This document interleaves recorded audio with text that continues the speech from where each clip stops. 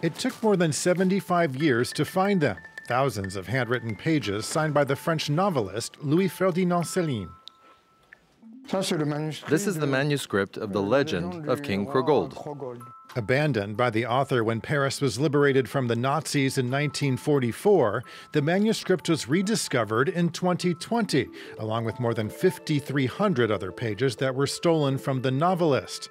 Following an investigation, police returned the pages to Céline's two heirs. They gave us a huge stack of them. There was also real emotion at the police station, which was shared by the officers. They themselves realized that these are culturally significant documents. And they belong to the French cultural heritage, of course. The investigation began just outside of Paris at the Central Office for the Fight Against Trafficking in Cultural Goods. Created in 1975, the organization intervenes to protect any object of artistic, historical, or archaeological value that belongs to a country's cultural heritage. This is the room where we store all of the cultural goods seized as part of judicial proceedings. Under the command of Colonel Hubert Percy-Dussert, about 30 law enforcement officers handle complex cases of theft, concealment, looting, and money laundering involving international criminal networks. There are several types of buyers. Collectors, who like beautiful objects, speculative buyers, because in times of crisis, works of art are a safe investment, and then people who want to launder criminal assets. In France, around 1,000 thefts of cultural goods are reported each year. It's a crime punishable by 7 to 10 years in prison. Investigators use this database to trace the trafficking routes. We collect the photos, save them in the database, and then we can share them via the Interpol database. That allows us to follow up over several years, and if the object appears in an auction room or somewhere else, we can find out how it was stolen. Trafficking has expanded in recent years, particularly online, where it's easy for stolen objects to circulate. According to UNESCO, the illegal market for cultural goods is worth about 9 billion euros a year, the third highest in the trafficking business after drugs and weapons.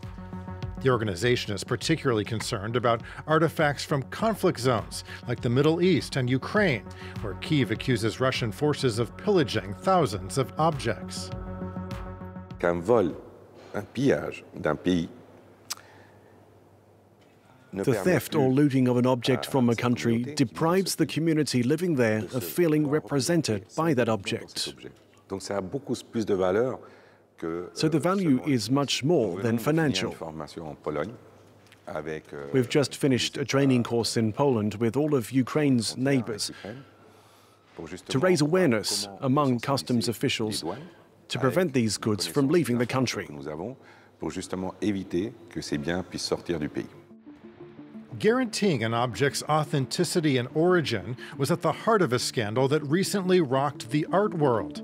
The Metropolitan Museum of Art in New York and the Louvre Abu Dhabi acquired stolen pieces that had fraudulent certificates. A sprawling case that investigators are still trying to solve. The French Culture Ministry has responded by unveiling some 40 proposals to secure the art market. But according to the president of the National Antique Dealers Union, France already has some of the world's most restrictive legislation. I'm going to show you our book, something every professional antique dealer and gallery owner must have. You can see the name of the seller, the date on which the gallery bought each piece, a detailed description, and the purchase price. Failing to keep these records could result in a 6-month prison sentence and a fine of up to 30,000 euros. Mathias Erigeant has been fighting for more transparency and trust. He worries new restrictions will hold back the French market and benefit competitors. On the one hand, we need rigorous, serious steps for professionals to prove they're being vigilant and not naive. But at the same time, we need market fluidity, and we must not stifle the French market, which at the moment is rapidly growing. Increasing regulations to a point where they're too much for small structures to manage would destroy the market and would be counterproductive. A loss of heritage, a loss of revenue, a loss for all. In the wake of Brexit, France has become the European Union's leading art market, driven mainly by auctions and NFTs, which brought the country nearly €1 billion last year.